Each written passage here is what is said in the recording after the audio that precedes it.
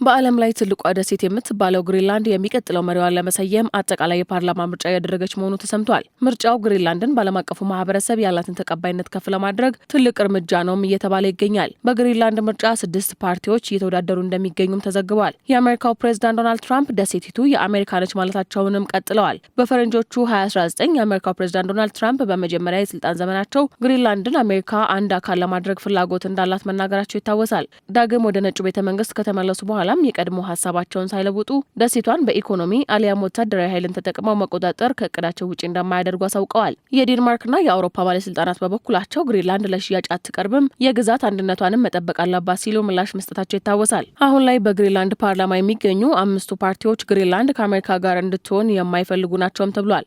በሌላ በኩል በግሪንላንድ ጉዳይ የአሜሪካና የሰሜን አትላንቲክ የጦር ጥምረት ኔቶ ውዝግብ እንዴት ሊጠናቀቅ ይችላል የሚል ጥያቄን አስነስቷል። ነገር ግን ግሪንላንድ ያልተቋጨ ውዝግብ ቢኖርባትም ምርጫ ከማካሄድ አትቦዝንም። የድህረ ነጻነት እንቅስቃሴ እየተጠናከረ ቢመጣም የትራምፕ ደሴቲቱን የመጠቅለል ፍላጎት ለነዋሪዎቿ ስጋት መሆኑ እንደማይቀርም እየተነገረ ነው። የግሪንላንድ ምርጫ ከደሴቲቷ ተሻግሮ ዓለም አቀፋዊ ጂኦፖለቲካዊ ትርጉም ሊኖረው እንደሚችል የፖለቲካ ተንታኞች ይናገራሉ። ግሪንላንድ በሰሜን አሜሪካ የምትገኝ ሲሆን በደሴቲቱ ከሚገኙ 56,000 ነዋሪዎች መካከል 41,000 ሰዎች የመምረጥ መብት እንዳላቸውም ይነገራል። የግሪንላንድ ጉዳይ በዋሽንግተን ፖለቲከኞች ዘንድ ትኩረት እንደተሰጠው የሚታወቅ ሲሆን ይህንንም አስመልክቶ የአሜሪካው ፕሬዝዳንት ዶናልድ ትራምፕ እንደማስበው በአንድም ሆነ በሌላ መንገድ እናገኛታለን ሲሉ በአሜሪካ ኮንግረስ ግሪንላንድን ወደ አሜሪካ እንደሚቀላቅሉ አረጋግጠዋል። በአሜሪካ ሕግ አውጪ ምክር ቤት ግሪንላንድን ወደ አሜሪካ እንደሚቀላቅሉ የተናገሩት ትራምፕ የግሪንላንድን የአሜሪካ ግዛት የማድረግ ምኞት እንደማይቀር ያሳየ ነውም ተብሏል። የውጭ ፍላጎት ጫና ቢኖርም የምርጫው መነጋገሪያ ጉዳዮች ኢኮኖሚ፣ ማህበራዊ ዋስትና፣ የስራ ዕድል፣ የጤና ክብካቤ፣ ትምህርትና የአሳ ሀብት ላይ ያተኮሩ ናቸው።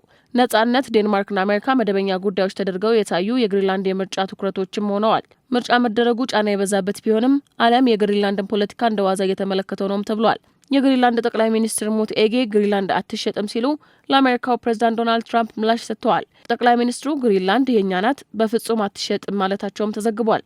አክለውም ግሪንላንድ የግሪንላንድ ነዋሪዎች ብቻ ናት ያሉት ጠቅላይ ሚኒስትሩ የዶናልድ ትራምፕ ደሴቲቱን የመግዛት አወዛጋቢ ፍላጎት ምኞት ብቻ ሆኖ እንደሚቀር ነው የገለጹት። እኛ አሜሪካውያን አሊያም ዴንማርካዊ አይደለንም፣ ለሽያጭ የቀረብንና በቀላሉም ልንወሰድ የምንችል አይደለንም ሲሉ የግሪንላንድ ዕጣ ፈንታ የሚወሰነው በነዋሪዎቿ መሆኑን በመልእክታቸው ያስገነዘቡት ዶናልድ ትራምፕ በትላንትናው ንግግራቸው የራሳችሁን የወደፊት እድል የመወሰን መብታችሁን እናከብራለን፣ እኛን ከመረጣችሁ ወደ አሜሪካ እንቀላቅላችኋለን ሲሉ ለግሪንላንድ ነዋሪዎች መልእክት አስተላልፈዋል። የግሪንላንድ ዜጎች ከዴንማርክ ወይም ከአሜሪካ የተነጠሉ መሆናቸውን የሚገልጹ ሲሆን በየትኛውም ሀገር ስላለመሆናቸውን ይከራከራሉ።